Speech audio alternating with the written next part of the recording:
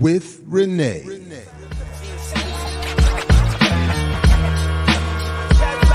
Yo. We wait all week and all day for more Saturdays with Renee.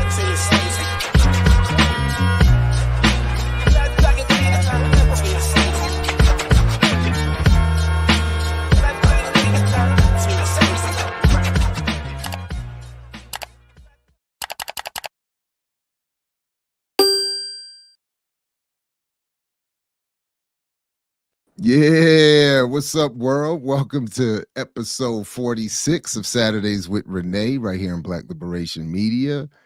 Full crew in the building. Of course, Renee Johnston is in the house, Geechee Yaw, and our special guest, Hiram Rivera.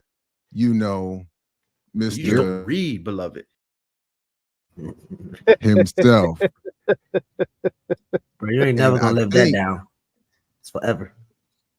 Never. Oh man, I actually bought a sweatshirt. I bought a sweatshirt because of that clip. I now own a sweatshirt that says "You must read." Yeah, the amount of people, I've told Jared this before, the amount of people that I meet and across different cities or whatever who I have no idea, and they're like, "Excuse me, are you Hiram Rivera?" And I'll be like, yeah, what's up? How are you? And they're like, "You gotta read, beloved." I'm like, oh my god, Jared, man. It's wild. Hey, it's an honor. Since y'all in the car, Jared, did you cry in the car yesterday? Oh, Yo. that's right. Did you? Yo, Tell us. I didn't. But I'll be honest. I did not cry, but I will also be honest that the only reason I did not cry is because I'm holding on to some retrograde definition of manhood. We just for the record, we dropped off our oldest, officially set up her dorm yesterday at the university. Did the whole move-in, met her roommate, hung out with the roommate's family a little bit. And then we had to say that, that actual goodbye. And my wife was struggling. And I'll just say very quickly, there was this one moment where my daughters, who are not, I think, capable at this moment of fully appreciating how their parents feel, were making light of their mother a little bit as mom was crying. And that's where I almost broke. Because I was like, you just don't see, beloved. The pain. It's rough, man. Oh man. So no, yeah. So it was, she did us a favor. She called us first thing this morning, which was nice, because it was, like first time we woke up and she's not, like right there. That's terrible. It's a whole. So I'm quietly collapsing. Wait. Do I see a tear? Is that a tear? Oh. No, not yet. I mean, I'm saying, but the only reason I'm not proud of it is just some retrograde, you know what I mean? Me holding on to some definition of manhood. Otherwise, it'd still be full. I'm internally a complete mess. The only thing keeping me afloat is what we're talking about today.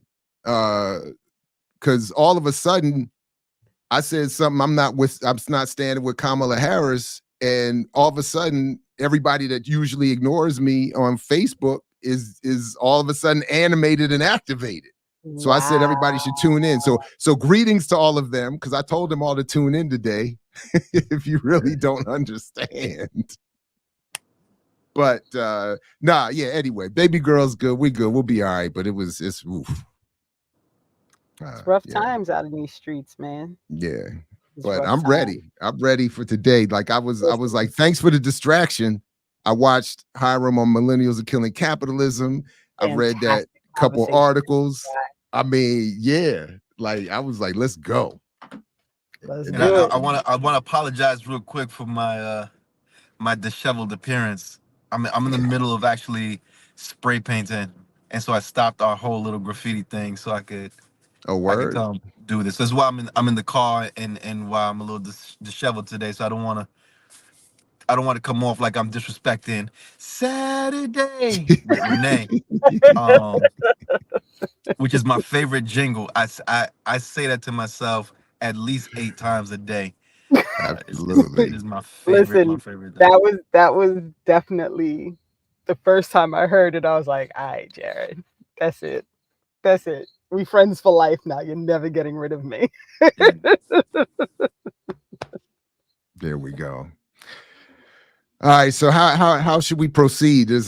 What how you all, because we fortunately, Hiram, you had to force yourself to be limited to under 3 hours with Mac Capitalism. We have to be under 2 hours today because we don't mess with the warrior class crew like that. So we can't get no beef. No, I want no and drama. I got vandalism I got to get back to anyway. So right. We gonna get a preview. Yeah, we real hip hop out here. You know what I mean? That's Puerto Ricans out here getting real hip hop. Oh, not the Puerto Ricans in hip hop. The Puerto Ricans. Y'all were there. Y'all was Puerto involved Rican. With that. I'm just participating. I'm just participating on somebody's wall today. Apparently, I'm just finding out there were no Puerto Ricans involved with hip hop. I didn't know. I didn't. That's a different show that I owe you, Mr. Jared Ball. You owe so many shows though. Yeah, I owe so many shows, and the funny part is, and I know it doesn't look like that, I don't like doing it. I'm actually pretty like a really shy person and don't get excited to hop on YouTube and do this. It may seem like I do because I can turn it on, but the reason I owe so many shows is because I'm always been like, nah, not me, nah, Jared, find somebody else, nah. So. Nah, yeah, that's how you know you the real one. It's the folks that are thirsty that'd be like, Jared, please let me come on there and say something. I got something to say. Well, what you got to say? Well, you know what I mean? We'll work it out on the air. It's a lot, man. It's a lot. All right, so I have a surprise for y'all. Uh-oh. I know. So I was up late because I was getting my Geechee going. That and run sheet, you were. Yeah. Listen. Thesis it was a lot. It was a lot. But I want us to start with this because I worked so hard on it. And I just feel like the world needs to understand. So I tortured myself and watched all of Kamala's speech. Are you making us watch the whole thing? No, but what I did was I picked the things that I felt like people really needed to hear. And then I added some detail so people could understand what was happening behind the words that she was saying. And so this is my Renee version. edits. This is my version with the Renee edits. Oh, really? Oh, yeah. Oh, word. Okay. All right, here we go. You ready? Am I playing? Yeah, play. It's a little long, y'all, but I promise it's worth it. I promise it's worth it. 6 minutes, we good. To our President Joe Biden. When I think about the path that we have traveled together, Joe, I am filled with gratitude. Your record is extraordinary, as history will show, and your character is inspiring. And Doug and I love you and Jill and are forever thankful to you both. This is one of the reasons I became a prosecutor, to protect people like Wanda, because I believe everyone has a right to safety, to dignity, and to justice. And so, on behalf of the people, on behalf of every American, regardless of party, race, gender, or the language your grandmother speaks, on behalf of my mother and everyone who has ever set out on their own unlikely journey, on behalf of Americans like the people I grew up with, people who work hard, chase their dreams, and look out for one another, on behalf of everyone whose story could only be written in the greatest nation on earth. I accept your nomination to be President of the United States of America, not as members of any one party or faction, but as Americans. And let me say, I know there are people of various political views watching tonight, and I want you to know, I promise to be a president for all Americans. You can always trust me to put country above party and self, to hold sacred America's fundamental principles, from the rule of law to free and fair elections to the peaceful transfer of power. As Attorney General of California, I took on the big banks, delivered $20 billion for middle-class families who faced foreclosure, and helped pass a homeowner Bill of Rights, one of the first of its kind in the nation. Fellow Americans, this election is not only the most important of our lives, it is one of the most important in the life of our nation. His explicit intent to jail journalists, political opponents, and anyone he sees as the enemy. His explicit intent to deploy our active duty military against our own citizens. When Congress passes a bill to restore reproductive freedom, as President of the United States, I will proudly sign it into law. Let me be clear, and let me be clear. After decades in law enforcement, I know the importance of safety and security, especially at our border. Last year, Joe and I brought together Democrats and conservative Republicans to write the strongest border bill in decades. The Border Patrol endorsed it, but refused to play politics with our security.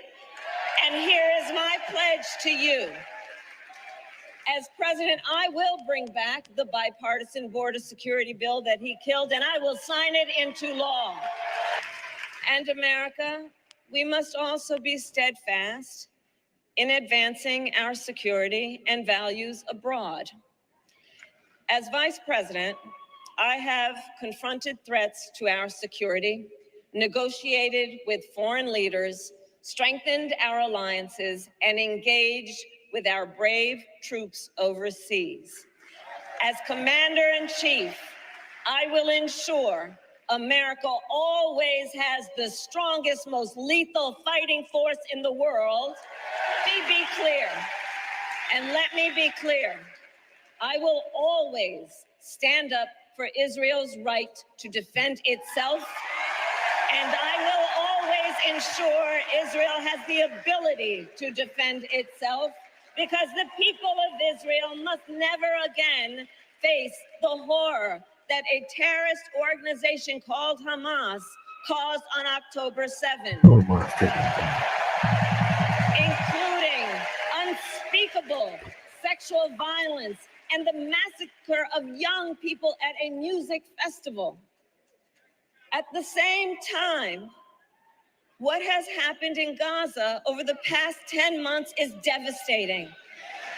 So many innocent lives lost. Desperate, hungry people fleeing for safety over and over again. The scale of suffering is heartbreaking.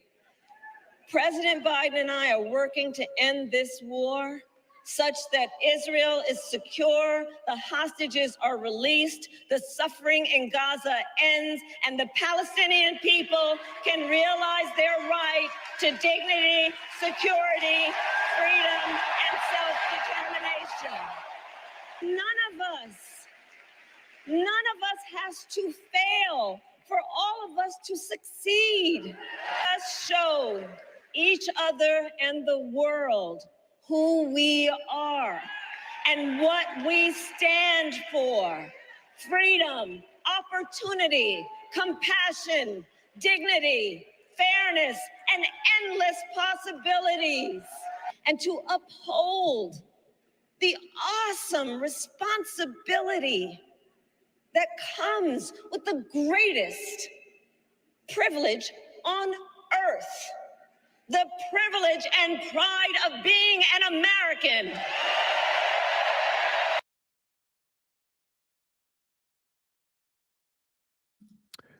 Wow. So folks, just stay tuned. First of all, big up to Renee for that. And just quickly, Now listen, that's called my boy. You know nothing about that. So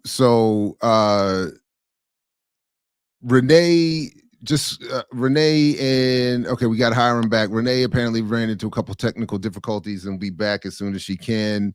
But we thank her. Saw how the deep state tries to do us? We saw the deep state. They said Hiram and Renee in that video is just too much all at once. We're gonna get them. But they probably, based on, I will say this is my, because of just what I'm selfishly experiencing on Facebook at the moment. I feel like whoever they sent to push to push that whatever button was working for the Democratic Party, and probably was black. Because the defense doing black jobs. I mean, the defense team for all of that has been crazy. But Renee, anyway, welcome back and thank you for that. And I will absolutely put the link in the show description, and we can all subscribe to Renee's channel. Apparently, my bad. Is this the launching video? It is. No, not quite. No, wait a minute. I think we're almost there. Renee, you are you? I think I'm here. Oh, okay. Got you. Okay. So, all right. So, yeah. What y'all think now that I'm back? Did I do all right? Absolutely. I thought it was it was perfect as a summary of I know what you have a lot about in your run sheet as well. But yeah, so I'm gonna put I'll put the link to that in the show description, encourage people to share that.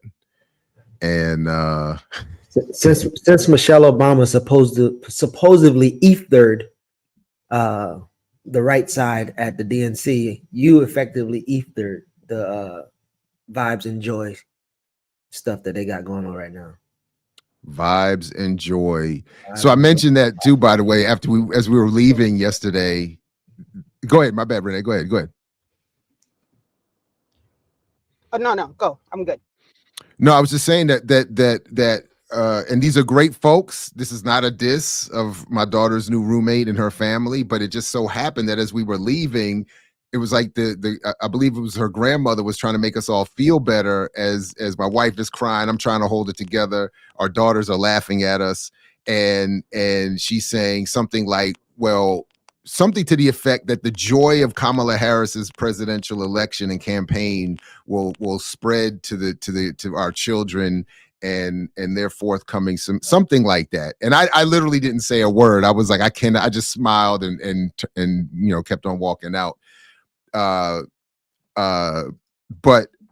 it was just sort of perfect. And then I did happen to find I thought it was also perfect because I happened to also just read Ricky's Hood Communist piece, and I'll just show real quick, and then we can get to whatever what Erica wrote, because I was telling the story about that, and I said here Erica wrote in her piece on Hood Communist. Furthermore, the cynical use of joy as a theme for the DNC seemingly stands in contrast to the Trump administration's often gloomy rhetoric, especially during a period of widespread despair. However, This calculated emphasis on joy not only serves as superficial opposition to Trump's dour image, but also masks the DNC's deeper complicity in the ongoing genocide in Gaza. By promoting joy as a distraction, the DNC attempts to pacify and divert attention from its role in supporting violent policies abroad. This co-opting of joy becomes a tool of counterinsurgency, undermining genuine resistance by cloaking continued complicity in the suffering of others with a veneer of positivity. So folks should check out that piece as well. But so I thought it was perfectly timed, and it was just like, yeah. It was like, nah, this is not a joyous occasion. This is sad. I'm dropping my baby off, and the Democrats are still going with genocide. But there's a lot of seeming confusion about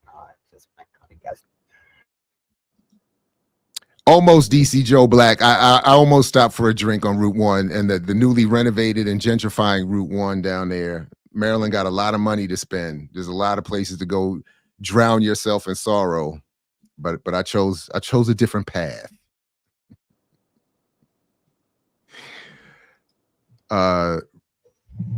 So Geechee, Hiram, Renee, was there somewhere in particular?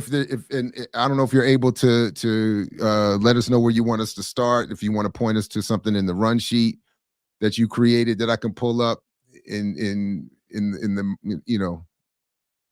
Well, one thing I wanted to say, Jab, real quick about what you had just laid out, and something I'm trying to figure out. I think Ricky articulates it very well, as she does with so many things,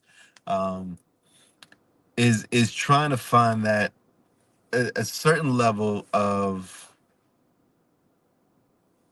patience. There's that revolutionary patience that we should always have with our folks, especially those who have not been politicized as us, or who have attained that level of kind of like political education that we eventually got to ourselves, and a certain level of compassion, and thinking of your daughters first, right? Like, that's a huge moment. There's a lot of fear in that.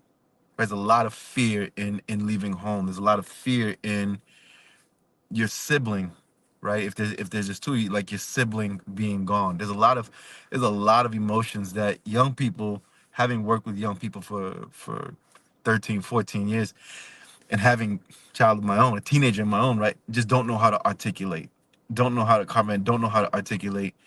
And so they start laughing, or they start laughing in the inappropriate times, or they start joking. I think of myself, right, who was as much of a clown I am now. You can imagine the level of tomfoolery that was when I was about 15, 16, 17, 18, 27, 34 years old. And so thinking like the folks with the Kamala stuff, and specifically not just folks, but Black people and Black folks in this country, Black people born in this country, there's also a lot that comes with that, right? And I mentioned this on the Mac Capitalism show yesterday, that a friend of mine reminded me of that. A friend of mine who works in electoral stuff, who's, the way he framed it was that Black people's agency, Black people's humanity, unfortunately, is tied to these ballots, has always been tied to these ballots, in a country that has done nothing but abuse, rape, kill Black people from the times that we were brought, right, in chains to this place, to this land.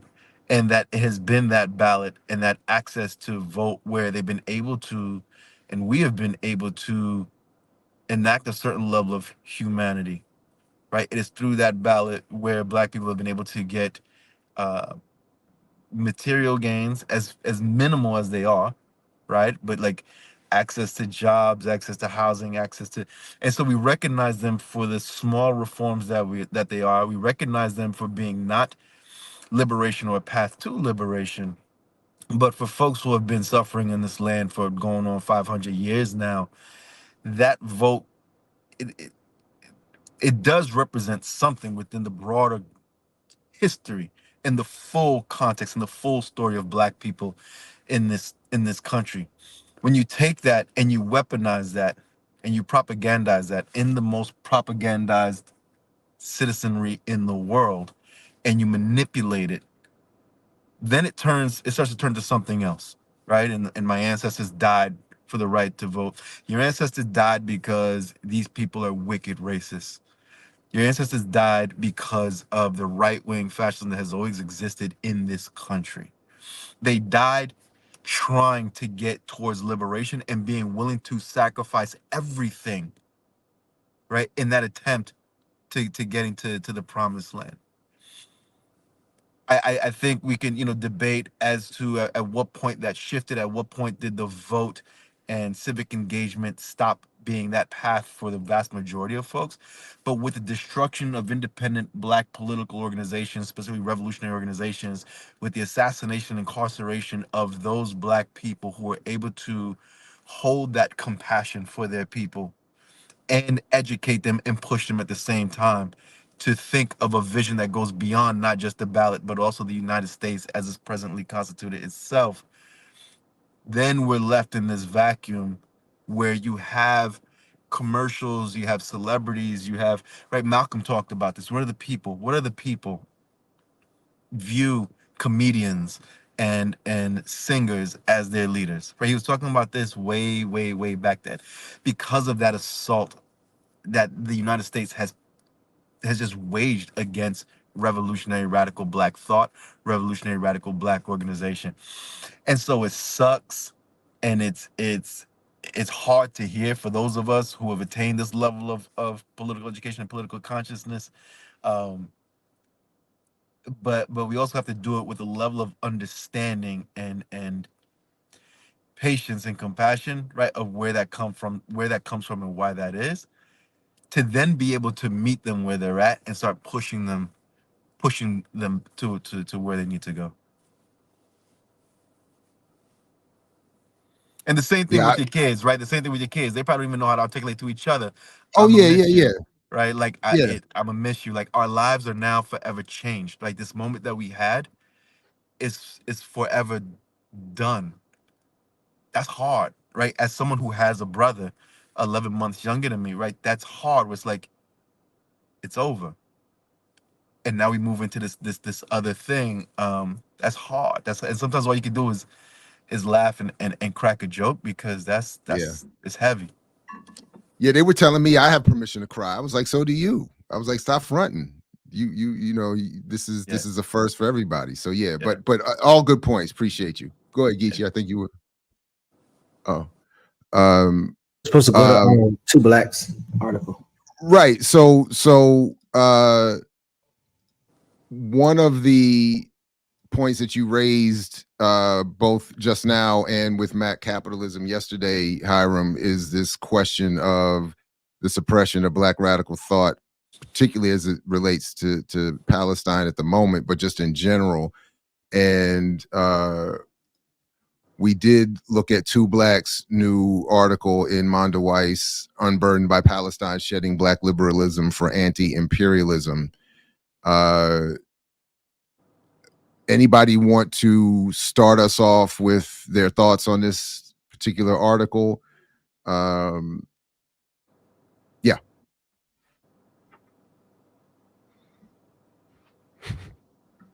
Am I back? You are. Absolutely. There we go. So one of the big things, and I really appreciate that this was written, and I appreciate that it was posted in Mondaweiss, because I feel like it was a good place to kind of examine the issue of Black liberalism. And so one of my big things that I kind of went into today thinking about was, how do we help people navigate these conversations, right? Because what's happening is you have people who are very, very excited about the wrong thing. And so how do you get people to focus their energies on really looking at the facts, what the material issues are, what the realities are, the situation? Like, how do you get people to have these conversations? And it's hard by reading articles like these, right? By really kind of examining how this question of Palestine and what is being presented as a conflict with democracy here is a false narrative, right? Like, you don't have to pick you don't have to pick democracy and let genocide happen. Like, you can literally say the same, you can understand that the same people who are committing and supporting the genocide are the same people who are denying you your actual democracy. And therefore, they are one and the same. And you don't have to choose between these two things, because it's not, you're not going to get democracy. You're not going to get these people to continue their genocide. It's just not going to happen. That's not how it's going to play out. And I think it's important to examine how they are using Blackness and the pursuit of democracy by Black people as a means to just dismiss genocide and to pretend like all of the issues that they're causing around the world are not one and the same. Like, it's one and the same. They are the same people, the same problems, the same things that are happening everywhere. And that is why we don't have real democracy. It's why we don't have real freedom. So if you get into this argument of, you know, this, what they say, it's a one issue argument. You know, this is a one issue. It's not a one issue argument, because it's the same problem caused by the same people. They just want you to think you have to pick between the two, but you're not actually picking between the two, because the two things that they're tied together, and you won't be able to get one without the other. So I'm cauliflower back off of Renee, and maybe even a sneak peek to me sneaking into InvestFest and it'll pop up later on. But there's a quote that Black had in there: secular appeals to Blackness that may feel inclusive and even communal at times, but ultimately it converts our feelings of belonging into agents of empire. So being in that space, I mean, it feels like a communal party, fest, conference, everybody positive vibes, sharing information. But again, this easy push into agents of empire. And if you watched our show yesterday, Jared and Diallo pointed out how the two sisters that I interviewed pre the InvestFest, they sound like they're socialists. Like it sounds like they could easily conclude to be a socialist, but at the end of the day, they're literally still engaging in parasitic forms of economic exchange. But one of the things that I even thought about, as you were saying, the pursuit of democracy, whenever you dismiss the people on the left, you no longer get to talk about that the democracy was a project that is massive evidence of showing that the project has failed. But yet you'll have, Black figureheads saying that, this election is going to save democracy. So like having an intelligent or serious conversation around democracy in the first place is off the table. So yeah. And Hiram, just so you know, like this is in part why I wanted you to join today, is because the nonprofit like this whole thing, how the support flipped so quickly to jumping on board with them. And it is in part because the nonprofits, the Working Families Party, all these people who have been crying about democracy and saying that they want real things to happen, and all of a sudden they all forgot that was the goal, and they just quickly fell back into, well, we gotta fight the fight that's easier to fight, which I still don't understand that argument for the life of me. And I listened to the person from Working Family make this argument on Democracy Now! Yesterday, and I was like floored that this is where they've gone. They so quickly signed on to support Harris, and I'm like, how are you ever going to force any concessions from someone that you've already decided to sign on with? They have no reason to concede anything. It's the same problem with Uncommitted. They conceded all of their value and all of their strength before she even accepted the nomination. So what reason do they have to allow a Palestinian to speak at the DNC? You already told them you got their back and you're on board and you're going to do whatever they told you. They don't have any reason to concede anything. And so your in-depth knowledge of how this is all working on the back end was something that I really felt like people needed to understand. that all of these bodies and nonprofits and, you know, the connections between it all, and we'll get to a spreadsheet, you know, later, but you know, it's all part of the same problem, which is feeding people back into the system that does not do anything to actually improve the material conditions. Yeah, ultimately it comes down to, right, there are a number of factors that go into that. So there's a political education that goes beyond just this country's system, right? It's a clear understanding of capitalism, a clear understanding of capitalism, right? That democracy does not exist under capitalism and cannot exist under capitalism. That due to its crises, its need for profit, its inherent extractive nature and violent nature, that capitalism is always going to move to the right. And there is no pushing it to the left or pushing capitalists to the left. And in a system that is captured by capital, right, monopoly capitalists to be exact, that there is no pushing. What ends up happening is that you get pushed to the right, right? And this thing is going to continue to move to the right because that's how capitalism works. For the folks in the nonprofits and these other organizations like WFP, it comes down to an issue of what they're articulating is a strategy. It is not lost on them the inherent violent nature of capitalism. It is not lost on them that true democracy can never happen under this system as the way it's formulated. What they are articulating and what they have been articulating since the upsurge in this sort of electoral engagement on behalf of like nonprofit organizations that comes about, starts in like 2016, definitely is full on in 2020, as a result of Donald Trump, right, and everything that Donald Trump represents and his base, is a question of strategy and folks coming up with a plan. Folks who, right, in there to be fair to their position, what they articulate is that they don't want to just call out the problem. They don't want to just yell and scream and cry about the problem.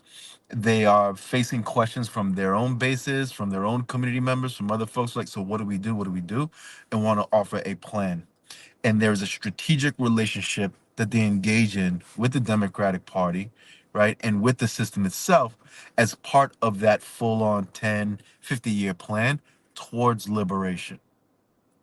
Now, in that, under what political tendency does that plan actually fall under? Right, I would say it falls much more in line with the liberal, progressive sort of approach to thing. I think the WFP has its own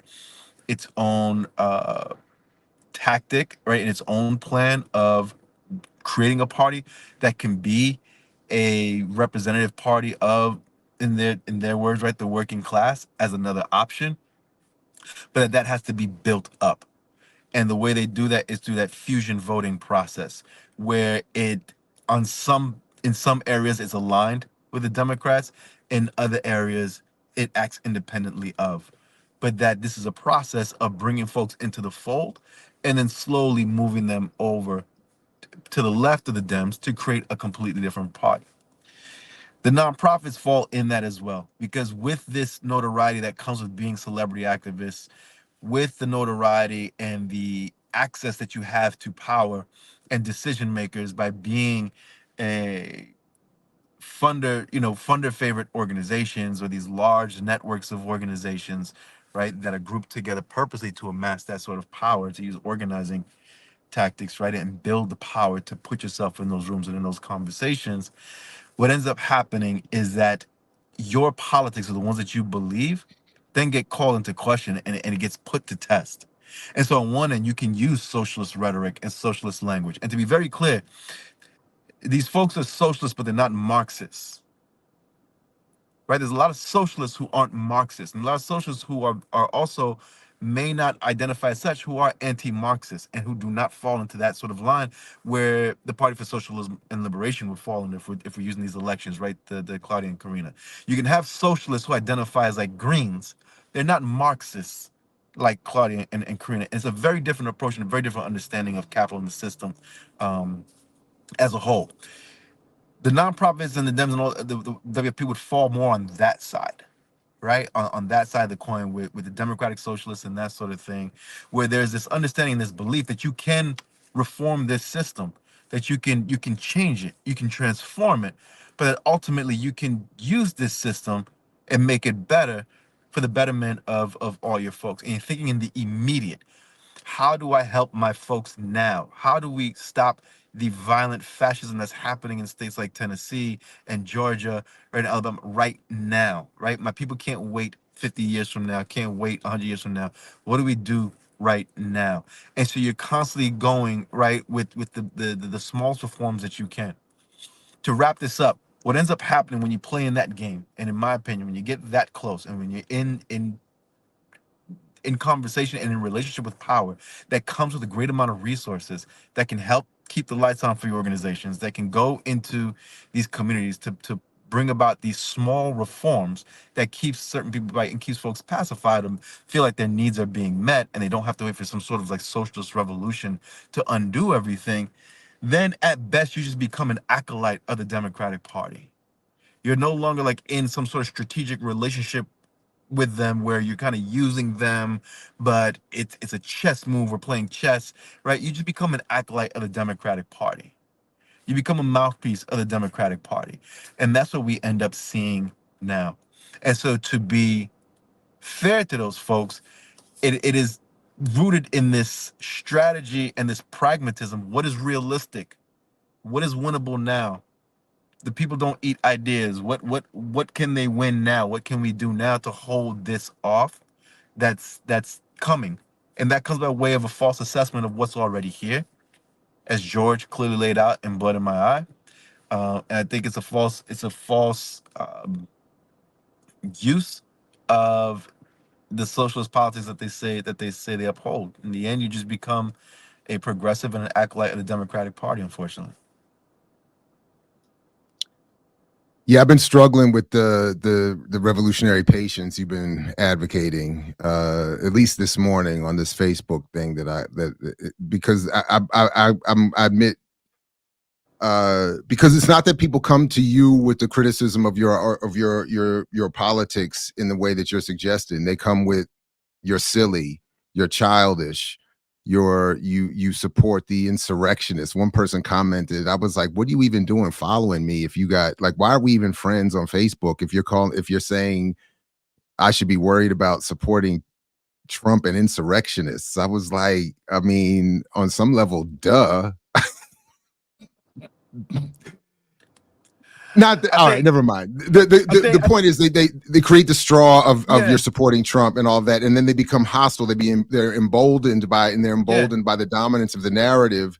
And sometimes I admit, personally, it's a little difficult to maintain that revolutionary the revolutionary patience, right? The part that and I stole that quote from Claudia. We're talking about Claudia and Karina, right? I stole that from that concept from Claudia. The revolutionary patience, right? The reason is revolutionary is like, look, I get it. I'm holding where you're at and what you're saying because I understand the context and all the historical conditions, everything that brought you here. Revolutionary, because also, like George said, patience is important. Too much of it becomes cowardice. It goes up to a certain point. I'm gonna hold you up to a certain point. And then we get to a point where it's just like, you know what? Some of y'all ain't coming with us. Some of y'all just ain't gonna make it with us on the other side. And just personally, I'm only gonna be so many sillies and immatures and all of this. You make but it's true. At that point, you choose to engage with who you engage. Who's engaging in good faith? Yeah. Who has genuine, lack of information and knowledge on this subject, and who's there just to be silly. Silly people end up under the airport when the day comes. Everybody else gets engaged with. It's up to you to pick and choose, right? Who are the airport people, and who are the ones who you're gonna invest that time with. But you don't spend too much time. The only reason I will ever engage with those kinds of questions, if they're in good faith or it's coming from a genuine lack of understanding and information that you can intervene in, is because there's somebody who's not commenting, who's reading and watching.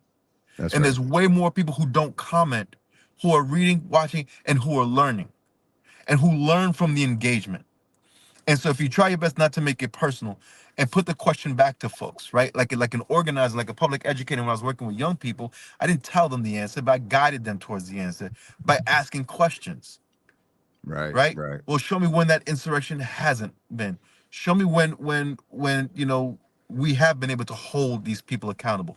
Show me when the party of plantation slave owners in its entire history has ever done anything worth anything for Black people or working class people as a whole. In that, you will see the lack of information that they have, the lack of study, right? And then that's where you can redirect the conversation, use it as a teachable moment. Or sometimes it's just like, we're just gonna have to agree to disagree. Yeah, we just got to have to I'm gonna leave walk you away. alone. But you always use it as a teachable moment, not just for the individual who Yeah. you are engaging with, but more so for all the people who are watching in silence and trying to learn, who may feel a certain way but are not really sure. So I've been taking that approach for quite some time, and I've heard arguments that it's not effective, but I do know that for a fact that a lot of people, as you said, are watching, and a lot of people have those same ideas, but they've never been in a situation where those ideas get shredded and they don't take it personally. So to watch somebody argue your idea and fail gives you a better chance to be like, damn, I ain't never thought about that. And over the years, I mean, I've had people reach out to me, inbox me, like, yo, I saw this and I kind of shifted here. And I've just seen people's language and behaviors shift too by just kind of observing. So I do think it's pretty effective. And that's when I guess I'm engaging at particular times. I just had up there my homeboy that I started in radio with. He's been on like Wild 'N Out and some other places, but he was pretty much playing the ether joint. And as you kind of was saying, I think it was Jared was just saying, but his argument after I kept saying that the when you talk about policy or you talk about these conversations, they avoid the conversation. But they got into debates around, is Kamala, and I keep saying it wrong. So Kamala, is like she Kamala? That does actually help me remember. If you remember Kamala, it pushes you back to that emphasis. Yeah. But I say they get into arguments around her being Black or white, but when it's time to talk about policy, it's like the conversation goes away, and then he comes back with the, it's just simple. You either want somebody who's going to help your taxes or hurt your taxes, and somebody who's going to be for or against reproductive rights. That's it. And then, the conversation over. But again, like going into the conversation is just avoided by, that kind of rhetoric. So, but Hiram, go ahead. Sorry, my bad. No, I do think people read the comments and they respond, even if they start liking your comments, but they'll, respond also. And I think you leave Geechee a comment, he's gonna throw you up on the Summer Jam screen. Exactly. Let that. That's how you learn, though. That's what you said. And Elon, I don't know if Geechee meant this or not. I don't think it's so much that they say Kamala is white as much as they say she's not authentically Black, and then lean onto the Indian piece. And Geechee, when he unfreezes, can check that. But Hiram, before you fully respond, I did want to inject here because you referenced an article on your Mac Capitalism interview yesterday that I went and read about 3/4 of. I didn't get a chance to finish. It's pretty long. I put the link in the show description already, but they say something in there in a slightly different context that I do think applies to this conversation around elections and how people argue around and make their defense for Kamala.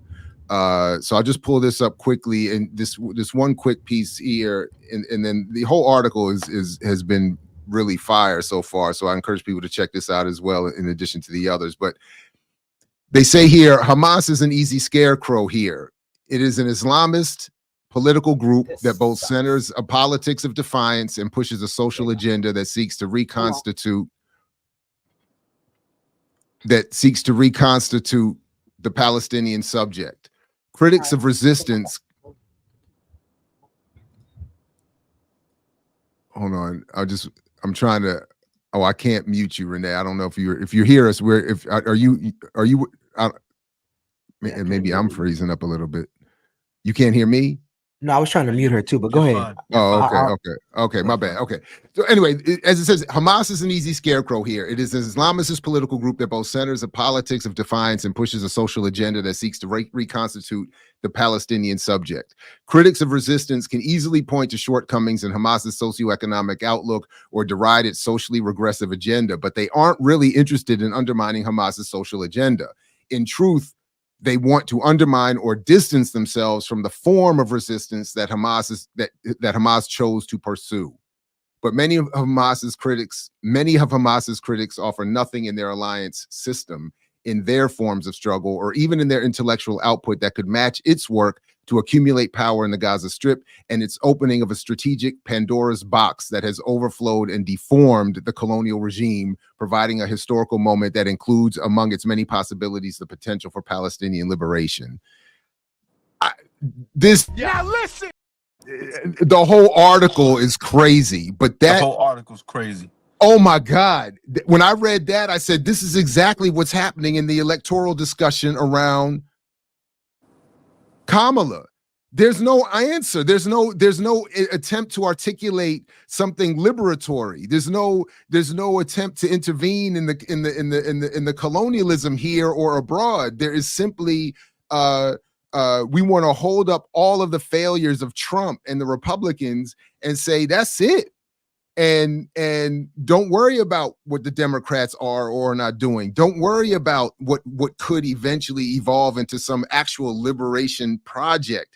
Just stop being immature, stop being silly, stop being retroactive, stop being whatever. And it's so I just said, man, I put the link to that article in the show description. I know we got a lot more to get to really get into that, but man. Sorry, go ahead. For me, I mean, the article is crazy, right? And Jawad Omar, I hope I pronounced the name correctly, lays out is super important. So when he talks about the secret animosity and disdain that folks hold for that type of resistance, specifically armed resistance, right? But what they also don't want is victory. Right, in that article, it talks about how they also don't want to win. The folks who hate that type of fight also don't want to win and don't want an end to that sort of like colonial reality, regardless of what they say, regardless of what their words may be, because it will strip away the position they hold in Palestinian society. It strips away their comforts, but also that position of leadership that they hold. Right, once you do away, because then once you do away with the colonial entity in occupied Palestine, that's a completely different show. Now you have to reorder there's a reorganization of everything, and that position that they hold and have held for so long goes away.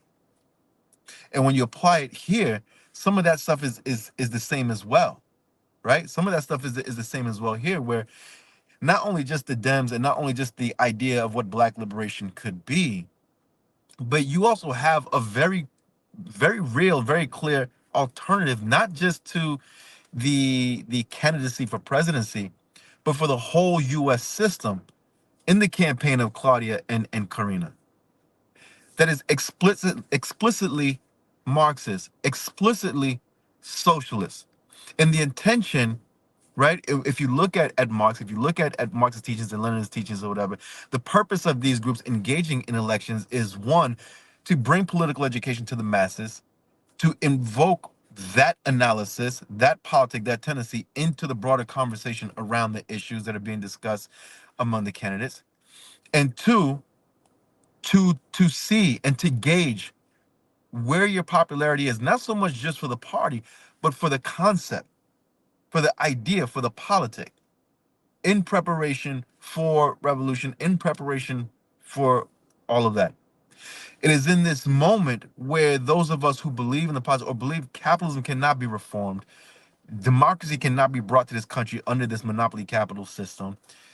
The president of the United States will always be accountable to monopoly capital, right? We as organizers understand we do not have the base or the power big enough to hold any sitting U.S. president accountable.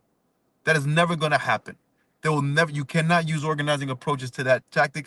The amount of power you would need to have a sitting U.S. president to turn their back on the billionaire class that funds them, that donates them, that lobbies them, that props them up, and be like, you know what? I'm going to stand with the community this time. It's not happening. It's not happening. They wouldn't be in that seat if that was even possible. You see what they did to AOC, right? And very quickly turned her out. And those who don't want to play along, you get primaried out. Going all the way back to Cynthia McKinney, even way before. And so if you have a candidacy and you have a campaign that is explicitly socialist and has gotten on more ballots than probably any socialist candidate, openly, explicitly Marxist candidates, probably since Eugene Debs, then that's telling. When the New York Times polls citizens and says that I think it was like 58 or up to 60 or 70% of citizens polled in their poll, the New York Crimes, it's always lying, but they published it, say that they want a full transformation of this economic system or the complete overhaul altogether, it is telling. And so then in that moment, if you identify yourself as a Marxist, as a socialist, as an anti-capitalist, as someone who's anti-imperialist,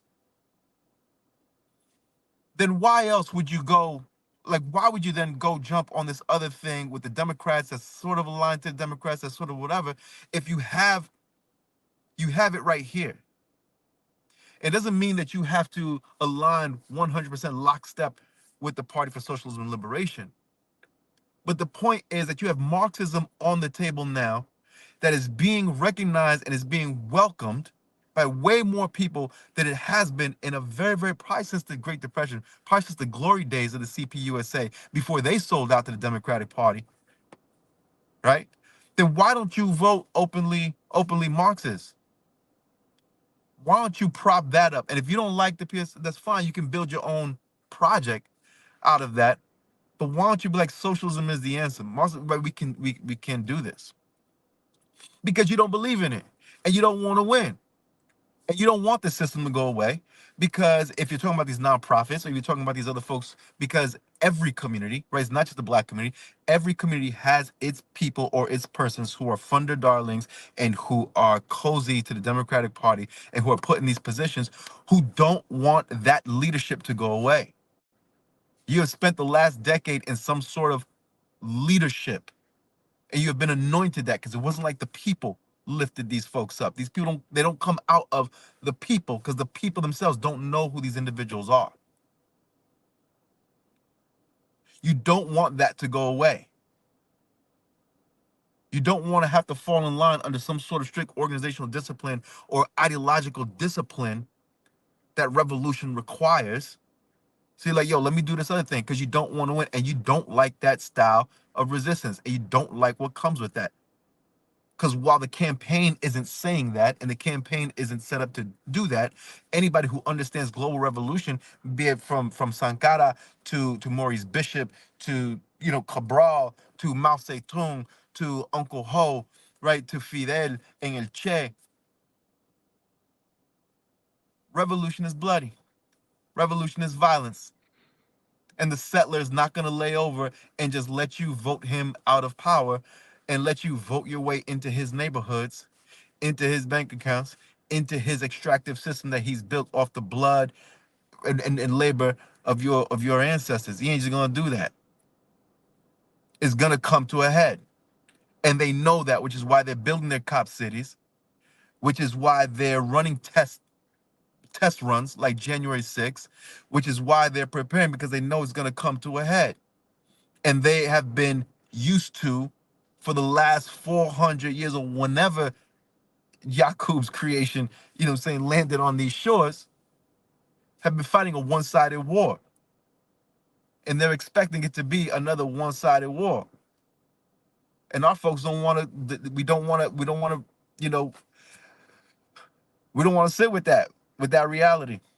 And so you do this other stuff because you don't want to win, because winning is going to be hard, and winning is going to take a lot of sacrifice, and winning is going to take a lot of loss. I just want to point to very quickly something you shared with us that you just now made reference to, that I don't know if you want to take the moment now to elaborate on. and or to create another meme. Man, wait till y'all see what happens next week, man. Oh, y'all get ready, man. Next week is about to be crazy. Next week's about to be wild, y'all. Y'all can't even, y'all. Oh man, wait till y'all see what happens next week, man.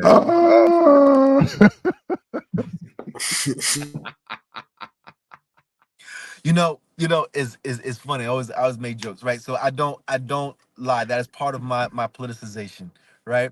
We moved out of the city, New Haven, Connecticut, when I was a teenager. Went out to a white suburb because white schools have better education and can get you into things, right? What your parents don't realize is that they're also sending you into a snake pit of extreme racism and classism and all kinds of other isms that your 14-year-old brain has never experienced and can't comprehend.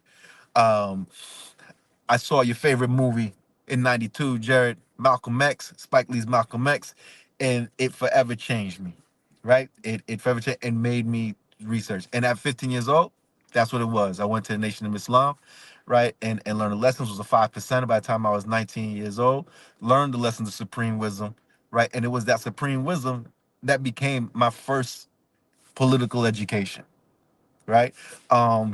Ultimately, what it did was, what the supreme wisdom did in all of its stuff, that could be a whole other show, right?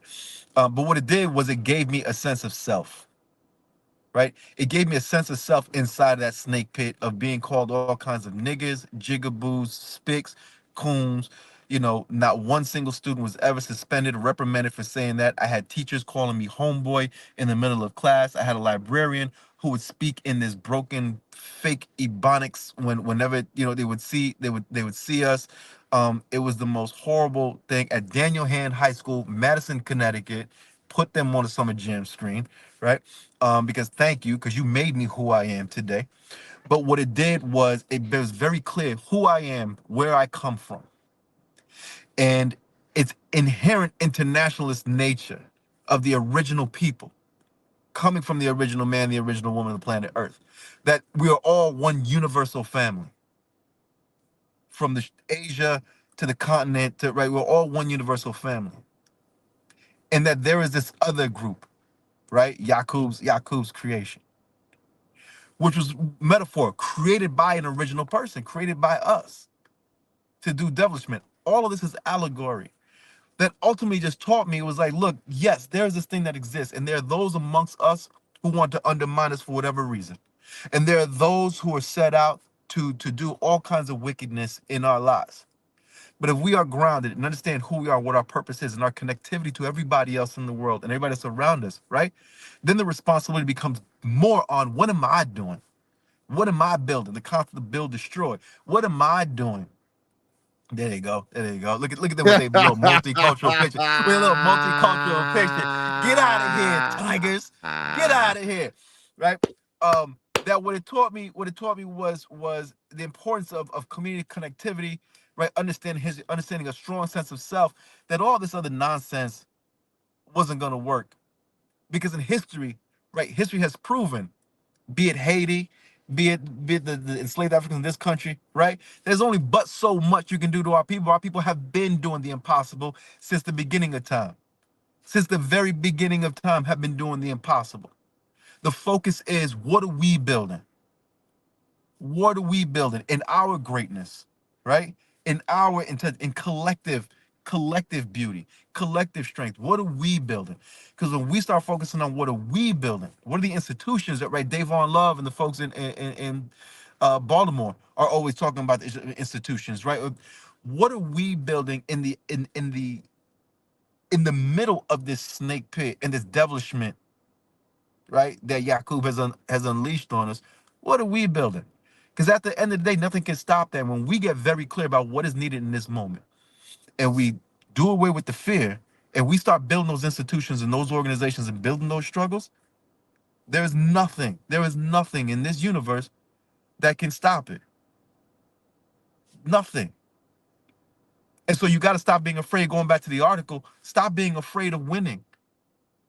Stop being afraid of struggle. Stop looking for comfort and a smooth transition into liberation, because that ain't coming.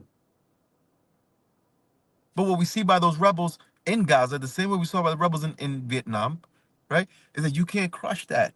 And once you have a strong sense of self, a strength of dignity, a sense of purpose, and you are willing to sacrifice everything for the lives, maybe not your life, and maybe not your children's life, but the lives of your grandchildren, your great-grandchildren, and all those who come after you, there's nothing that can defeat you.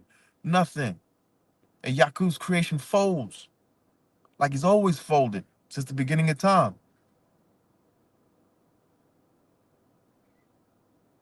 Peace.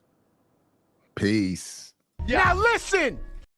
And yeah, we have evolved at this platform to Ricky and Alex and everybody in the chat to phrasing.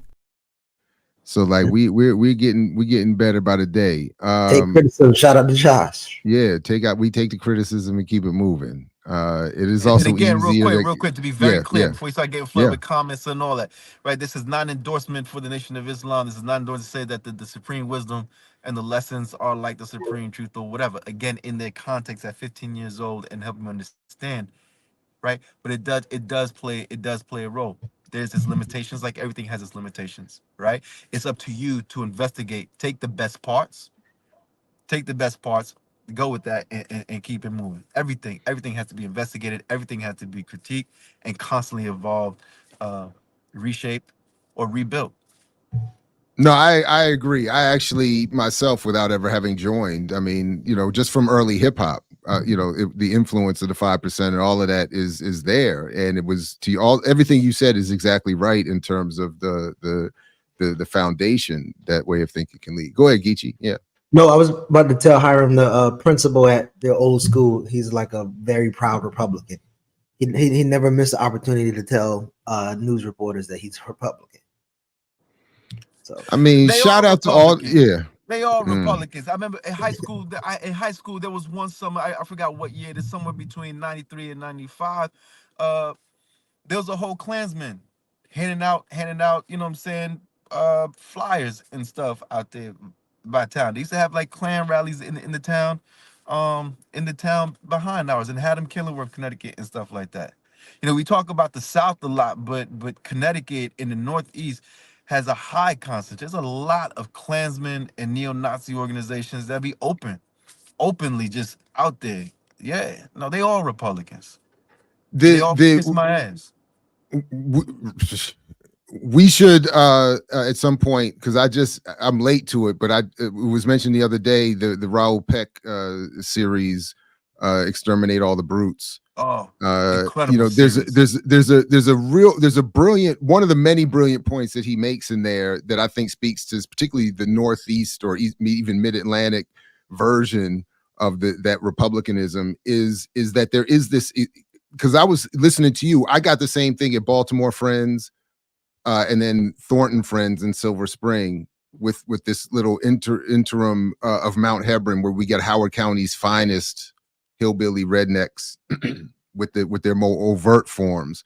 But the Northeastern elite version, the series traces that intellectual tradition of extermination through colonialism that gets planted through Western literature and storytelling.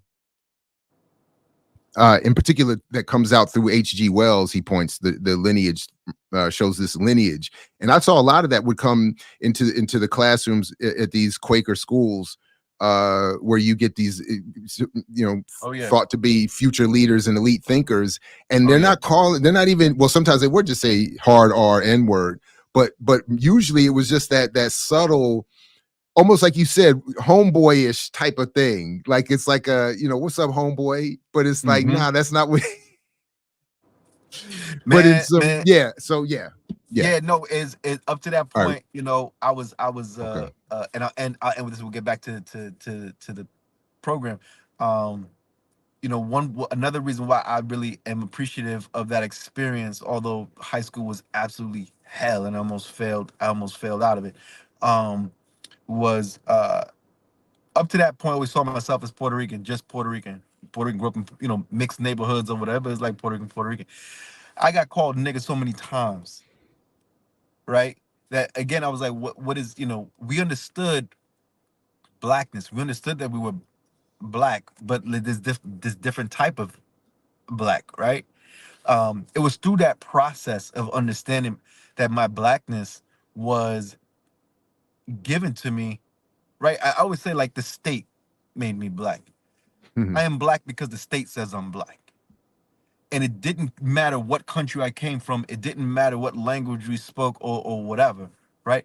I was treated a very particular way because I was black. And it was Daniel Hand High School that really taught me just how black I was and what black really meant and what being black meant. And I don't think without that experience, I would have had that, because I would have still gone through like everybody else. Like, yeah, we black because of our ancestors or whatever, but I'm Puerto Rican. There's this difference, whatever. I wouldn't have had that until I went through that experience of understanding that and that clarity in all of their wickedness that gave me. Right? I am black because I'm like for none. I am black because I am not white. Doesn't matter. Everything else doesn't matter, especially here in this country. I am black because I am not white. Right? Do that with what you will, and yeah. Ditto, agreed. So I think it might. Oh, good, Renee. Go ahead. No, yeah, you're good. I wasn't I'm sure just you were ready. saying. Go ahead. Yeah. No, I'm good. Hopefully I don't, and I apologize, y'all. I'm on the road, so my apologies that I've been in and out. But and Hiram, I'm not sure if you have to get back to spray painting anytime soon. So well, we only got 40 minutes. We only got 40 minutes. So I think it's probably time for us to blow some minds with a spreadsheet. I know everybody loves a spreadsheet, but first, everybody, So Jared sent me a link to a New York Times article which explained who the people were in Miss Harris's circle and who she was listening to and who her advisors were. And it was an interesting look. The New York Times article. There's 3 different articles on our run sheet. Yeah, this is the Times article. I just don't have a subscription, gotcha. So I had to go through Gotcha. the Morgan State portal, get the PDF, blah blah blah blah blah. So this is the article that we're talking about from perfect the other day in the New York Times, the confidants guiding Harris. Yeah, sorry, go ahead. Right. No, you're good. So what I thought was interesting was there was this, like the social media circles, right? Like who's in your circle that people post all the time. And it was one of those, but not everybody had a face. And then when you read the article, not every person who was named in the article was in the pictures, right? And so one had to wonder. My bad. Oh, we're both doing it. Sorry, my bad. No, you're good. You're good. Like what is this really all about, and who are these people? And Jared was like, I don't even know some of these names, and I know I certainly didn't know a ton of these names. And so because I didn't know the names, you all know how I get my rabbit holes, I decided I was going to figure out who some of these people were, and it sent me down such a journey, y'all, such a journey. And I found 2 other articles talking about her economic advisors and some other people that she pulled in. But what I essentially did was pull together a spreadsheet of the people who Kamala is talking to. So just quickly, I just want to do the transition while you finish that thought. So these, just so people get the image, this is the graphic, if you can keep to a certain extent that mental picture, and then I'm going to switch to the spreadsheet so you can see this is like the Matrix. This is what we're pulling off here. Is Renee is walking us into we reading the Matrix now. This is the dots. Hey, there are some crazy connections as you start really digging into who her people are. And the reason this is important is because these are the conversations that you are going to end up having with people, right? Like when you're talking to people about Kamala Harris and who she is and why they support her, almost no one understands the things that are behind her, right? Like a lot of people didn't understand how many billionaires jumped on board to fund her campaign as soon as she made the announcement. So what we really, I think, for people who are willing to engage in the conversation, and I think we also have to acknowledge that there are some people who you just can't talk to about this, right? Like there are some people who, no matter what you tell them, They are in the K Hive and they are good with that decision and they're ready to roll and stick with it and they'll vote blue no matter who and blah, blah, blah, blah, blah, blah, blah. But there are people who are willing to have the conversation. And even if someone decides that they're going to go ahead and vote for Harris anyway, because they're going to accept everything that you've said, but they're willing to just go along with the plan because they've decided in their head that Trump is worse, there's probably not much you can do about those people either. But maybe they'll make that vote with at least a little bit of information in the back of their mind that says, okay, I do want to keep these things in mind as, you know, say she wins, right? So that people can be mindful of why things never change. And things never change because we're always just going along with the things, right? We just go along, we comply, and then you wonder, it's like, you know, it's like that never ending definition of insanity, right? Like nothing's ever going to change if you keep doing the same thing. So that all said, some crazy things that stood out to me as I was poking around in this bad boy. So there is a company called Precision Strategies, which is a marketing firm. And Stephanie Cutter, who is on her team and helped plan the convention, is one of the founders of Precision Strategies. She used to be on CNN Crossfire with Van Jones, which I thought was amusing. And she has all these tie-ins with CNN and ABC because she was doing these pieces and things. But Precision Strategies was also co-founded by, you guessed it, the campaign manager, Jen O'Malley Dillon. So these women are all like tied in together outside of this campaign. Some other things that stood out to me are the multiple people who also worked for Obama, who also worked for Clinton, or both, because that's a huge tie-in. It's this whole Obama-Clinton thing, which I guess I should have expected, but I just didn't. Her sister, Maya Harris, who is also an attorney and who she talks about, you know, doing all these great things, used to work for the Ford Foundation. And so we all should be aware, like once you start talking about the Ford Foundation and all the monies and connections that come with that, this is not a typical, like these are not regular Black people. And I need that. I think that's the thing that I want people to really like key in on. When you're talking about these people who are involved, who are whispering in her ear, who are answering her questions, who are advising her on things, and you look at the picture and you see all these Black people, you know, in the graphic, and we need to understand that these are not people who are, you know, working regular jobs, and they're people who work for the Ford Foundation or who are still, as her sister is, listed as on the board for Emily's list, but she's on a current leave of absence because she's helping with the campaign. So those are the types of connections that, like, you know, we have to start thinking about. Her sister is married to Tony West. Tony West, who is on leadership for Uber, who was part of the whole back thing where Uber was basically doing its drivers dirty and pushing to make sure that all legislation allowed them to continue to do that. Now, he's not the only one who used to work for Uber. So that's something else that people need to look at. And I'm going to have to do a search here because I just forgot the dude's name who also worked for Uber, because there was two of them. Senior Vice President, Chief Legal Officer, Tony West. Wow. Yeah. LaFonza Butler, the girl, LaFonza Butler, who is now the California senator, who was named as such by the governor, who, I don't know if y'all noticed in those clips, was sitting next to, what's her name? The old chick, clapping and smiling and being all on board with Kamala because he wants to make sure he stays in her good graces. But LaFonza Butler is also used to work for Uber and Airbnb and was all part of that whole, all these restructuring of these major corporations that were set up to basically kill any possibility of regular people being able to survive, right? Like Uber started out and it was supposed to be this great opportunity for people to drive on their own and work on their own hours, and then it just turned into a disaster.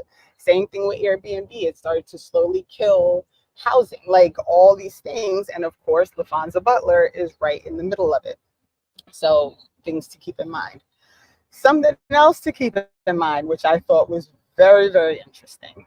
There seems to be a real connection with the state of Nevada between this campaign and people who are in some role in the state of Nevada. So we're going to start with Kristen Bertolina Faust, who is in her fundraising campaign, who I had a really hard time, like, oh, I just lied to y'all. It's not really her, actually. She's in California. It is, sorry, I had to find, because she is married.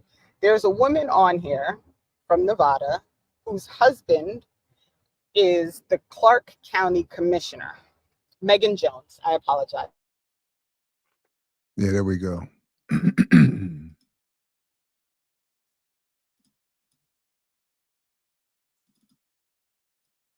Well,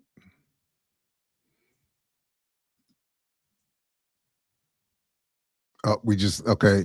So Hiram, just real quick, since Renee had to just drop off, and I know your time is short, let's give you a chance to chime in here or say anything that you wanted to get to that you didn't, or offer some first responses to this, and then we'll come back as soon as we get Renee back. And yeah. I need a prediction from you before you leave. But go ahead, start first. What a prediction of what? College football scores? No, it's gonna be fun. But go ahead and answer. Tyson Paul's fight. Oh, okay. Oh, all right. Yeah. I was gonna say college football starts today, so I'm super excited. So, I think I would love to hear more about what Renee was talking about. But again, I think all these connections, all of this shows right the class nature of all this, and that our supposed democracy and our government is an appendage of and a tool of ruling class domination. Right, they're all the same people. All of their class collaborations and class aspirations and all that are realized through the state, through this system. It is bought, owned, controlled, dictated by capital, and monopoly capital at that. And you will continue to see that. It has always been that way and will continue to be that way. And with the rise of the tech bros in Silicon Valley, and what I was talking about yesterday, as economies and structures move into this digital phase, the amount of power that entities like Google and Meta have over not just this country but international governments, right? Where businesses and transactions are being done through these engines, right, that are completely monopolized and controlled by a little handful of people, will continue to move us more and more into what some folks are referring to as a sort of like feudalism, economic feudalism, right? Even the amounts of money that, someone was explaining how Patreon, you all have Patreons, right, takes a certain amount of whatever you come in, comes into you from Patreon. But then Patreon, that has now been brought out and is under this other entity that works with Google and all that, has to pay Apple, right? Takes Apple, like 50% of that. And so when people sign on and subscribe to your pages, to your Patreon pages through Apple, through the Apple app, then Apple also takes a 50% from that, which also takes away even more money from what you all as content creators are making. Increases feudalistic system that goes back to the days of even pre-capitalism. This is how far back they're trying to roll us. And so what her spreadsheet just outlines is what we have known, is that this government and this system is controlled by capital, is controlled by a ruling class. They're all on the same page, regardless of, they have their own internal fissures and the internal conflicts. But at the end of the day, the goal is to maintain capital and ruling class domination. And this is why we have to take campaigns and the work that folks like Claudia and Karina are doing, and the work that independent revolutionary Black organizations like BAP and Hood Communists and these entities, and the work that you all are doing very seriously, to bring this information to the people. And Those who want to accept it will, and those who it's too shocking and don't want to deal with it now, they won't. But they eventually will, right? We all eventually learn, and we all eventually grow. And to wrap it up, I go back to this graffiti wall and go and do it with this. But with these old degenerates who I spend my time vandalizing walls with for the past 20 years or whatever, for the longest, they were like, oh, you're always on that Malcolm X stuff. You're always with the Malcolm X, this is what they just loosely referred to as political anthem. You're always on that. They watch my stories and they watch it. So now I come to this wall and they have their own little analysis, not perfect, but analysis of what is happening in Palestine, what is happening in the economy, right? Because one way or another, life is going to show you, and the system is going to show you, right? If we're talking about understanding race and what race means in this country, my experience with white folks, right, in high school, as opposed to my understanding that, yes, I always knew I was black or whatever it is. Before that, right, it comes from this breaking that's going to happen. It's up to you. What do you do when that break happens? You can be blind to it. Renee can give you all this information. You can see it very clearly. There is no, the system is run by lobbyists and monopoly capital. Stop wasting your time thinking you can change it and do something different, or you can just close your eyes and keep pretending. Eventually, you're going to be right back here with the rest of us. Eventually, you're going to be right back here with the rest of us. And I think so the let point it break is, you and let it rebuild you, right? And rebuild, and let's move forward and win the world we need to win. I think the point is, though, what we said earlier, they don't want the change. They don't really want it. It's coming one way or another. Change gonna come. So speaking of graffiti and walls, mm-hmm. Speaking of graffiti and walls, phrasing. There's a so the walls, the background of Obama in people's Facebook and Twitter is a wrap. It's coming down, and it's gonna be replaced by Kamala, or Kamala. Kamala. So I'm gonna give you three options. Which one is gonna be on people's walls for the next 30 years? Is it this one? Her young self watching herself become president? Or will it be this one? Her saluting the genocidal mass rapist men? Or would it be this one? Hold on. Dad, you just outing people's Facebook profiles. Geechee is my bad. I ain't listen. That's what people doing. Everybody's up on screen. People. Yeah, exactly. This all her team. You already put her team out. Or will it be the Edmund Pettus Bridge picture? So which one of those three? That's a good one. That's a good one. And again, like Tom Porter says, walls for the rest of if everybody who claims to have been on that bridge was there, would have collapsed. The next 4 years. Yeah, it's gonna be for 40, but they're gonna have. No, he's saying going forward. He's saying the prediction going forward. Yeah, which one of those pictures is gonna be on everybody's wall? If we don't get our shit together, we ain't gonna have no computer screens because we're gonna be back on them plantations, picking and doing whatever it is. Or we win and we don't have to worry about none of this bullshit ever again. If I had to pick a Facebook post, it'd be a picture of Jesse Jackson, old as hell, crying, tears, snotting all over again, doing all that bullshit. You know what I'm saying? Damn. Rest in peace, Steve Coker. Well, yeah, rest in peace, Steve Coker. So this check. Exactly, check. So this is what I think is another version. I mean, what we had as the thumbnail for today is, I think, another version. And y'all need to take Fannie Lou off there. Stop playing. But y'all, like again, I didn't use your edits, Jerry. You know how to edit. No, but my point is, I don't want to, because the point is, they're trying to put her. First of all, they're trying to collapse all of these women into the same exact politic, and then they're trying to put her into that tradition where there was never any of that in her background. Framed up in every Jamaican restaurant you go into, like they had Colin Powell. And the Obama t-shirts. Yeah, I mean. But cool. All right, man. I do have to head out. Yeah.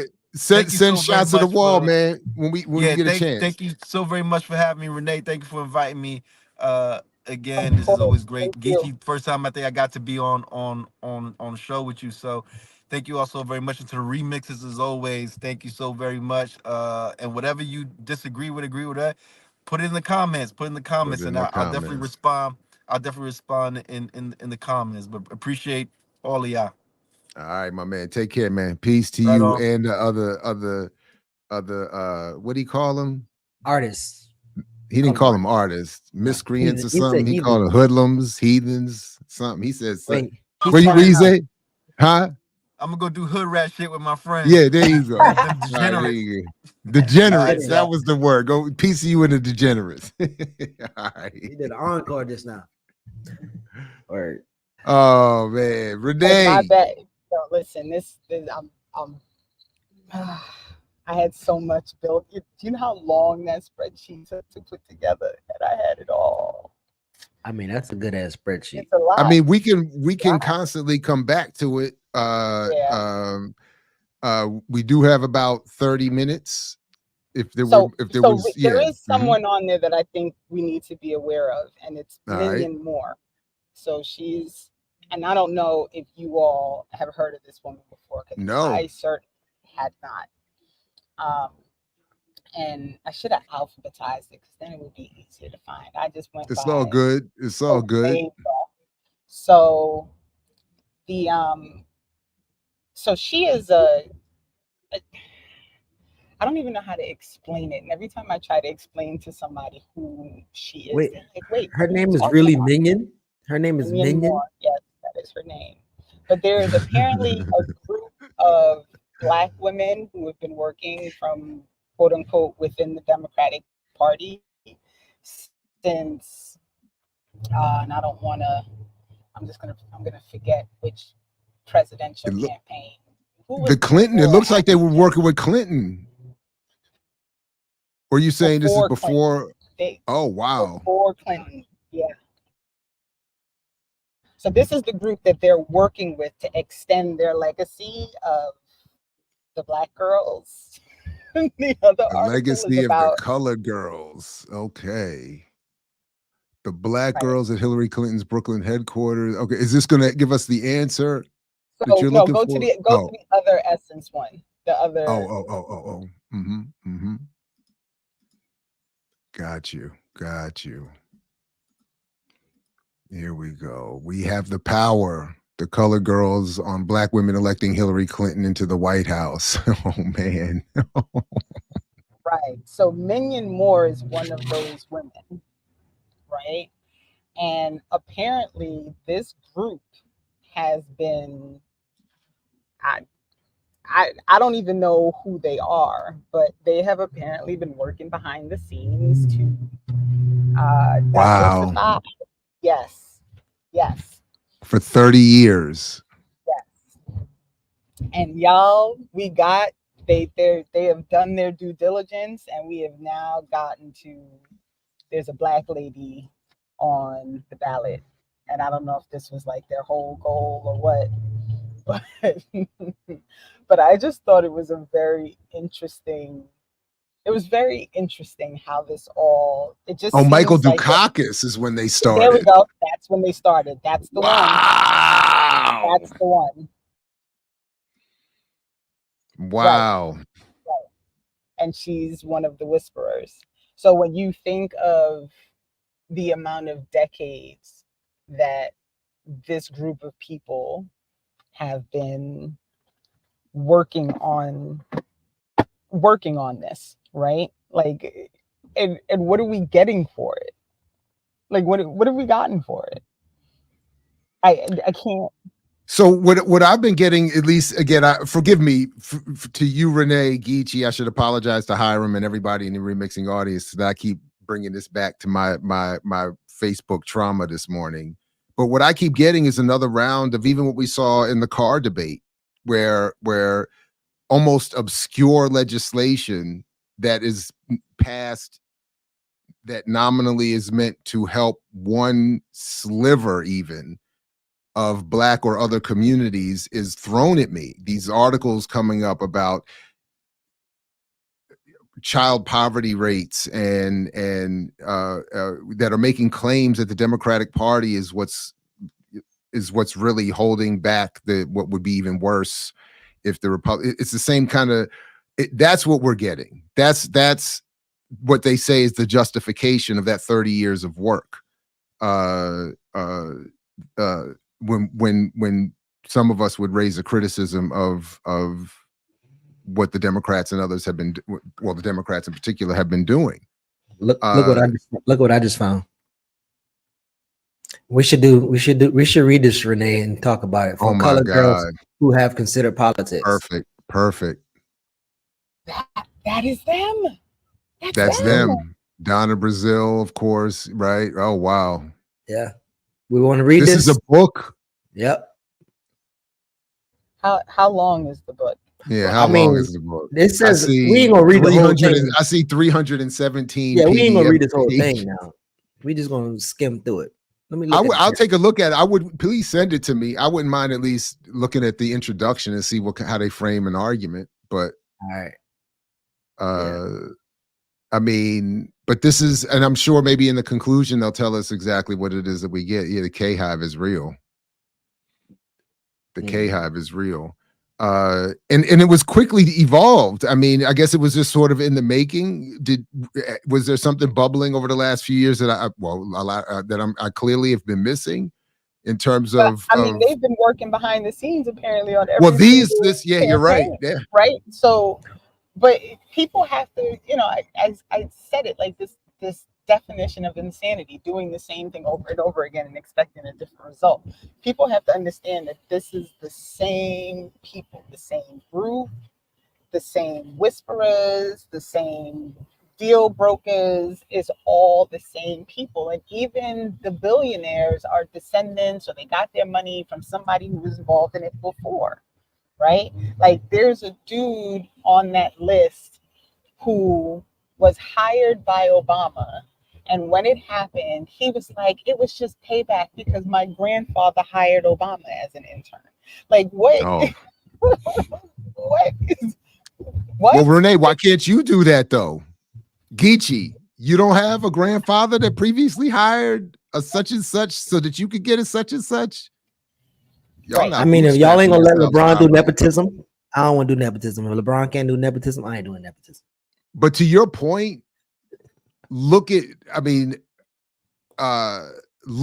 the Obama. I mean, because Obama was himself a Clinton extension. But the Obama and the Clintons, and then we got to call my man Dr. Burroughs and talk to him about the Hudlins involvement here. That's your Wakanda. That's Black Panther right there. But not only that, he was the person behind House Party, and I was like, no. That's right. I mean, he's not a horrible human being. He's just on the wrong side of politics. I mean, he give us a gem here or there. That little intro movie. I guess there was some kind of intro documentary that played before at the DNC before she came on stage, and he did that documentary piece. And it was an article that I found that was basically like, well, he was the perfect one to do it because his wife introduced me and Doug, and I was like, wait. Well, we shouldn't be too upset because he did give us the best rendition of the Black Panther on that BET series that got erased, that I think you can only find some obscure YouTube page. And then he probably learned his lesson. I can make a great version, an anti-colonial version of the Black Panther, and then I could live in obscurity and not have my stuff aired, or I can, co-sign the lesser version and make a couple DNC docs and get back on the right team, and then apparently, as you point out on the spreadsheet, Chrisette Hudlin can end up his friend, his wife. Is Chrisette his wife, or yes, that's his wife. Then she can end up on the Kamala Harris team, and end up in the graphic representation. She's in the sphere. Right, she's in the circle. So I mean, did I get kicked off before I explained about Nevada? Because that's something else that you did start. you were talking about Nevada. Honestly, I don't remember at what point. I don't think you finished though, but go ahead. Yeah, I was so wrapped up in it that I didn't even realize I had gotten it off. I was just all excited about my spreadsheet. So because this is Megan Jones, right? Okay, right. Yeah. Right. Megan Jones, who is the senior advisor, whose husband is a county commissioner in Clark County, who works very closely with, when you scroll down, Catherine Cortez Masto, who is the Nevada senator. And they're all in bed together, him and Catherine, because she is behind the bill that is funding the Cop City that he signed off on, that is being built in Las Vegas.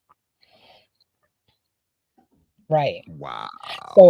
So you know, when people are coming for Catherine Cortez Masto about this bill that actually, you know, that claims to be helping the environment, but actually gives money to the Cop City being built, and then when the commissioner of Clark County is the person who is signing off and supporting this process, and when all of that is happening and you don't realize that that commissioner, who is also in trouble because he was deleting text messages, is married to the senior advisor of the current vice president and is now on her campaign trail helping her. Right. Wow. Right. Listen, if I can just suggest in the last 15 minutes or so, because like to put a sort of bow on one episode, one of the first things I'm sure that would be a response to all that you've laid out and that Hiram laid out today is, well, what do we do?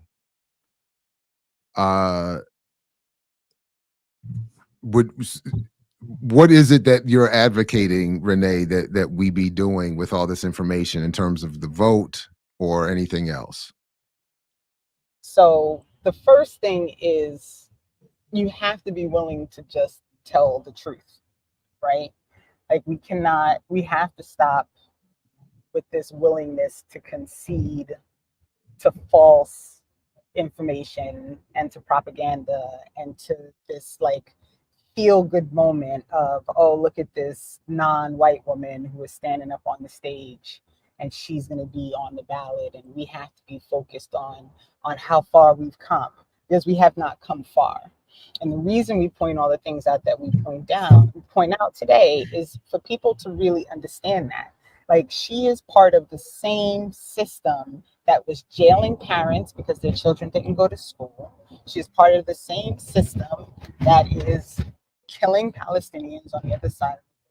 She is part of the same system that supports Cop Cities, as is her VP, right? All of these people are part of the same system. So her being a different shade, right, is not conducive to actually improving anything for anyone who is excited about her being a different shade of skin color, right? It doesn't make sense.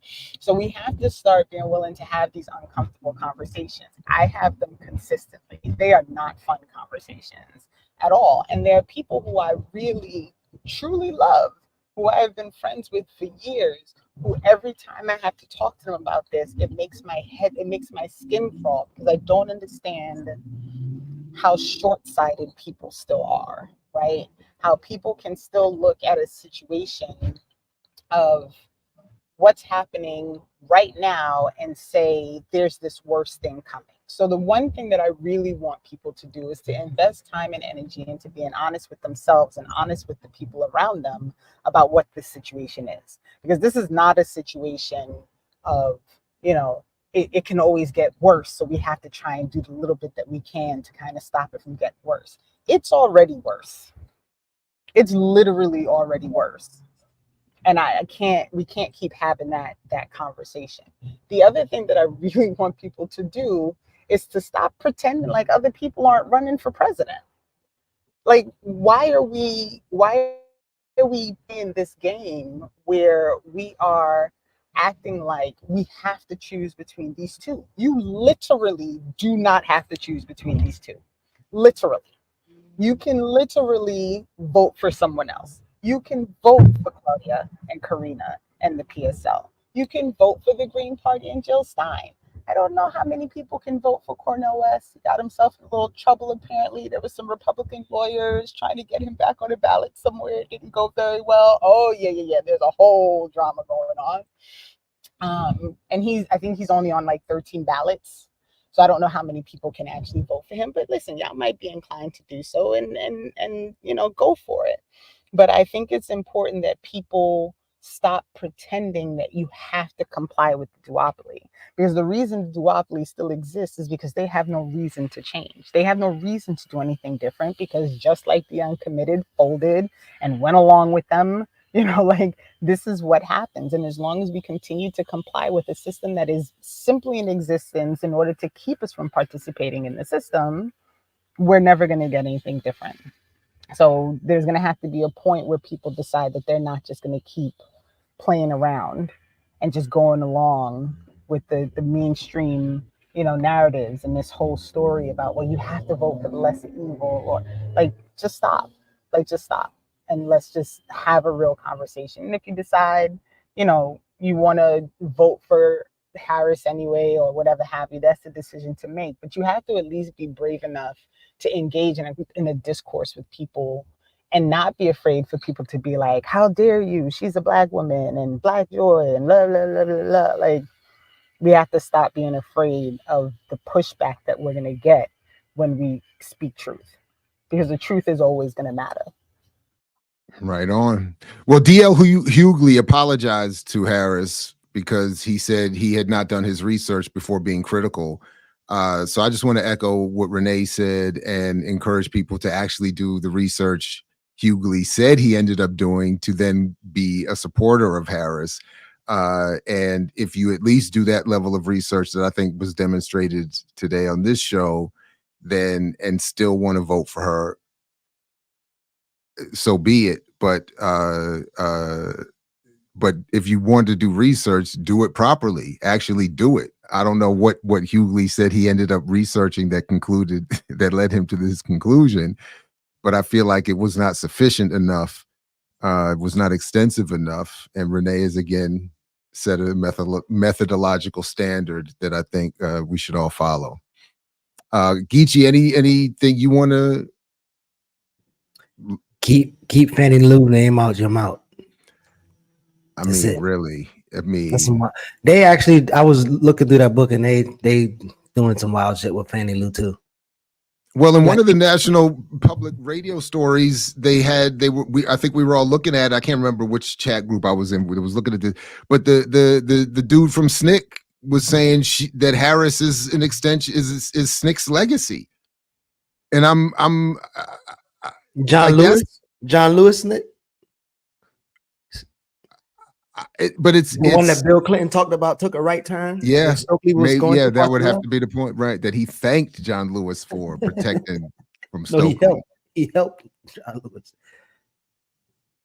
So Harris ain't at least a better chance at good reproductive autonomy legislation. Don Hammonds is asking. I mean, she said it very clearly. If Congress passes something and puts it on my desk, I will sign it. That's a big old if. You don't even know who Congress is going to be made up of. And as Democrats, y'all allowed even your fake progressive to get booted off the ballot so that your AIPAC candidates could win. So what are we looking for here? This is the same group who watched Obama sign his executive order because his belief was that women's reproductive rights were not as important as bipartisanship. So I don't know what world we're playing in right now, where we think that someone who is, running with a whole bunch of advisors who worked with that person who said that is going to be pushing any real progressive legislation to roll back and try and get back a right that was only able to be taken away because the Democrats didn't jump on it and ratify it when they had the opportunity to do so. So we're playing this game, right? It's right back to this circular game that we're playing. Like the people who are talking to you about the child poverty rates, yeah. Right?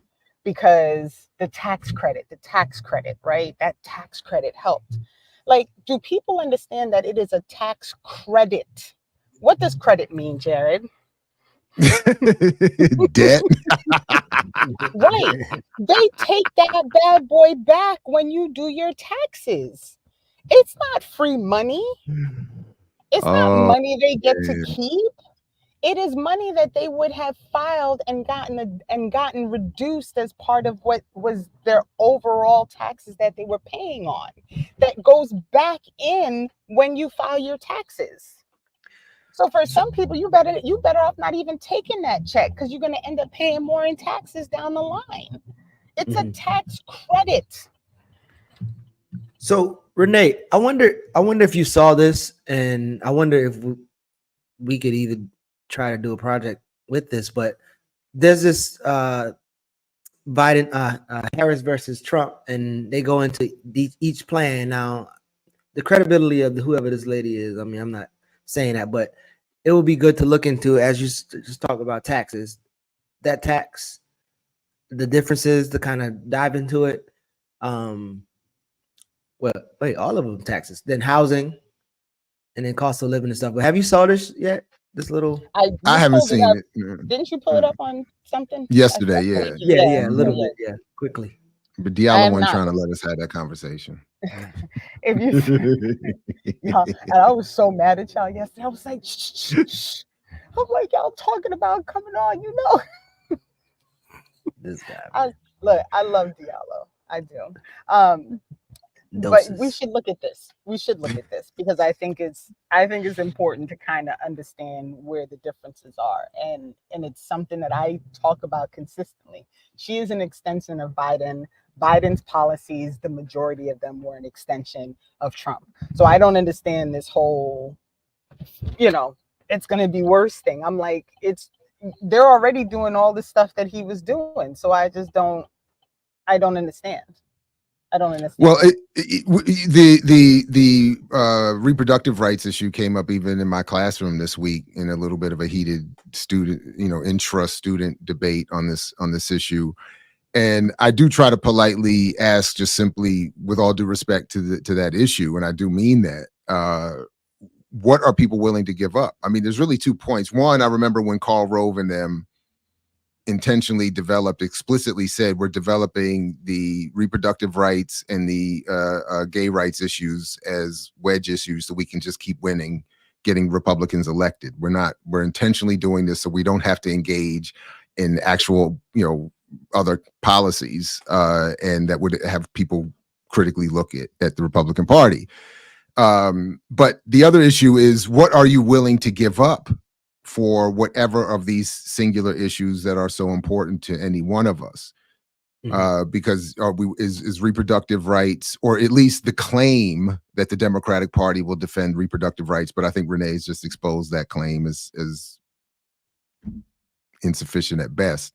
But if even if you get that, is support for genocide, refunding Israel, cop cities, no health care, no labor rights, no support for unions, I mean, is all of that worth that one issue, be it reproductive rights or any one other? And that's where I end up getting into a little bit of a conflict and a struggle, because it goes back to even what I'm asking in terms of, what do we want here? We're not struggling for anything truly liberatory and changing. So I think I think at its core, I would like for there to be enough people who are willing to say, we're not just going to go along with this thing. And it's very hard to differentiate a non-voter from a voter who is just saying, from a voter who is saying, I'm definitively not voting in the duopoly, right? Because a non-voter doesn't vote for anybody. And I've always been in this conundrum about voting, non-voting. Do you vote? Do you not vote? What do you do?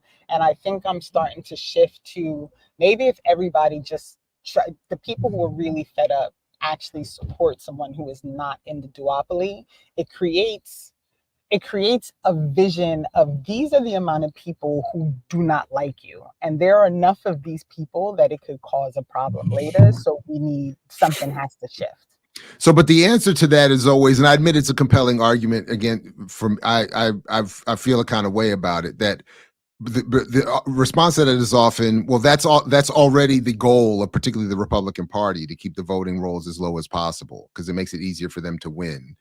And then it just is, it goes back to that. And that's why I keep trying to advocate actually voting for the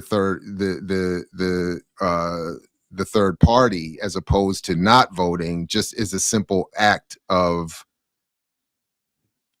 just an assertive act against the duopoly, as opposed to I'm just stepping out entirely and then giving room to that argument, giving more room in the ring per se for that argument to move and dance. But I don't know if I'm right on that either. Go ahead. Yeah. I guess they recycled the line from your homegirl, voting in the weaker enemy, because I ain't hearing that's been right.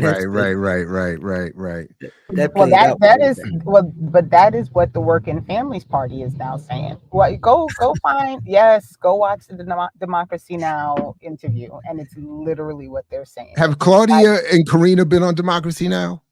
I don't think so. That's a good question. I do not think so. I admit I don't watch anymore. So, but yeah. So Erica's texting me about some of the stuff at InvestFest, and so real quick, while I gotta be real quick, man, because we gotta. While I got in there free, I could have gone into Elaine Brown's session. And I was like, I'm not going, and I'd rather talk to other people. And then so Erica started texting me her talking about pretty much AI the future, and AI is going to save us from the white people, something like that. And then Van today is saying AI is reparations. And he also says this person, I don't even know who this person is, but they say, what's her name? XI is the new Malcolm X of this generation, and everybody should follow him. Kamala got an AI person on her staff too. Somebody who's real.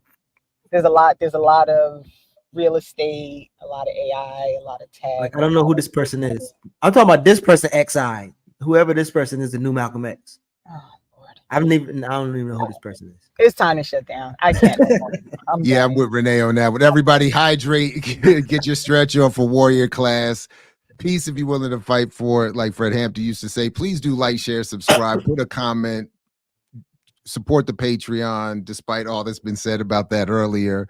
And we'll catch you next time right here, same time with more Saturday with Renee.